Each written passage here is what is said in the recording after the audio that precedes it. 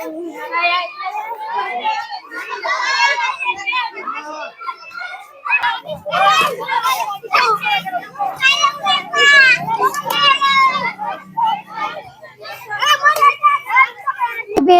এই বলটি পেয়ে খুবই খুশি, কারণ আমরা এই বলটি নিয়ে আমরা ফুটবল অনুশীলন করতে পারবো। আমরা চেষ্টা করব যে পরের আগামী বছর আমরা অনেক সামনে এগিয়ে যেতে পারবো। তারুণ্যের অহংকার তারেক রহমান এখন আপনাদের মাঝে শিক্ষার পাশাপাশি 10টি খেলাধুলাকে কারিকুলামকে আপনাদের অংশ করেছে। 10টা খেলাধুলা আপনারা খেলতে পারবেন। লেখাপড়ার পাশাপাশি 10টা খেলাধুলা বাধ্যতামূলক করেছে এবং প্রত্যেকটি খেলাধুলার সরঞ্জাম সরকার থেকে সামনে আপনাদের কাছে পৌঁছে যাবে। তারই ধারাবাহিকতায় আমরা বাংলাদেশ জাতীয়তাবাদী দল বিএনপি গৌরীপুর পৌরসভা শাখার পক্ষ থেকে আমরা আপনাদের মাঝে এসেছি। আমি মোহাম্মদ শাহজাহান কবির হীরা, গৌরীপুর পৌর বিএনপির যুগ্ম আহ্বায়ক, সাংবাদিক ঐক্য ফোরামের সভাপতি হিসেবে আপনাদের সাথে ছোট্টভাবে যেন ভাগ করে নিতে পারি।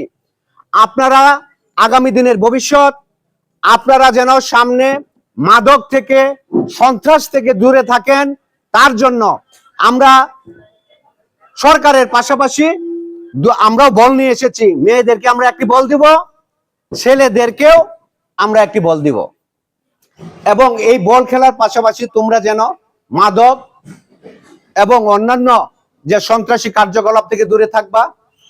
যদি কোনো সন্ত্রাসী কার্যকলাপ এবং মাদকের কোনো সংস্পর্শ তোমরা দেখো, তোমরা বাসায় যেয়ে আমরা আমাদের ফোন নাম্বার তোমাদের ম্যাডামদের কাছে দিয়ে যাব, এখান থেকে নিয়ে বাসায় যেয়ে তোমাদের গার্জিয়ান থেকে আমাদেরকে ফোন দিবা, আমরা দ্রুত ব্যবস্থা নিব এবং তোমাদের শরীর স্বাস্থ্য যেন ভালো থাকে, সামনে যেন ফুটবল খেলায় আরো বেগবান হতে পারো।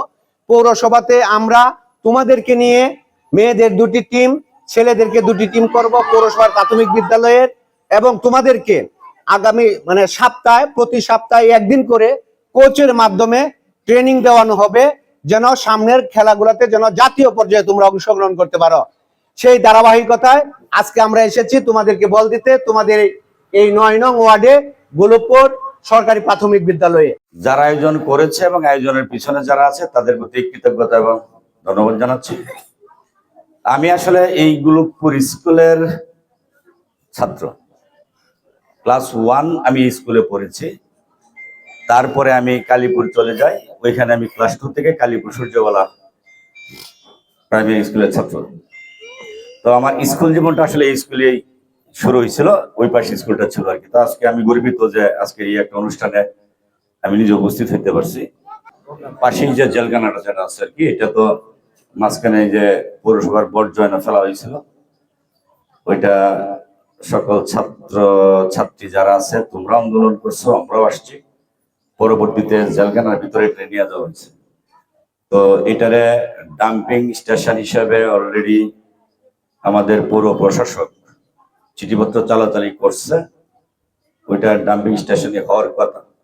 কিন্তু ইতিমধ্যেই আরেকটা সুখবর আছে, সেটা হচ্ছে যে ডাম্পিং স্টেশনটা সম্ভবত এখানে হচ্ছে না, আমরা দিচ্ছি না। এখানে একটা শিশু পার্কের একটা আলোচনা চলছে। তো মাননীয় প্রতিমন্ত্রী মহোদয় এই বিষয়ে সজাগ আছেন, অবগত আছেন, ওনার সাথে আমাদের কথা হয়েছে। তো স্কুল কর্তৃপক্ষ যারা আছেন আপনাদের সহযোগিতা চাই। কালকে থেকে সম্ভবত এখানে ময়লা ফেলা বন্ধ হয়েছে। আমাদের উপজেলা বিএনপির আহ্বায়ক যিনি আছেন তার নেতৃত্বে পৌর বিএনপির লোকজন এখানে তালা ঝুলাই দিচ্ছে, সম্ভবত যেন ময়লার ফেলা হয় না। তো আপনাদের একটু দৃষ্টি রাখবেন, যদি আবার ময়লা এখানে আনতে আমাদের একটু জানাবেন, আমরা ব্যবস্থা নেব। আমি আজকে সাংবাদিক ঐক্য ফোরামের সভাপতি জনাব শাহজাহান কবির হীরা ভাইকে এবং দৈনিক আমার দেশ পত্রিকার সাংবাদিক ভাই কামাল ভাইকে বিশেষভাবে ধন্যবাদ দিচ্ছি, কারণ ওনারা যে উদ্যোগটা নিয়েছেন এটা নিঃসন্দেহে একটি মহৎ উদ্যোগ এবং মাদক নিরোধনে এটা বিশেষ ভূমিকা পালন করবে বলে আমার মনে হয়। এবং আমাদের স্কুলকে বাছাই করার জন্য আজকে যে দুইটা বল ওনারা উপহার দিচ্ছেন, সেজন্য আমাদের বিদ্যালয়ের পক্ষ থেকে ওনাদেরকে এবং ওনাদের সাথে যারা আছেন সবাইকে বিশেষ ধন্যবাদ জানাচ্ছি। কারণ এটা আমার কুকুরটা আমার অনেক পছন্দ হয়েছে। আমার মনে হয় সবারই এভাবে মাদক নিরোধনে এগিয়ে আসা উচিত এবং এ ব্যাপারে আমরা সার্বিক সহযোগিতা করবো ওনাদেরকে।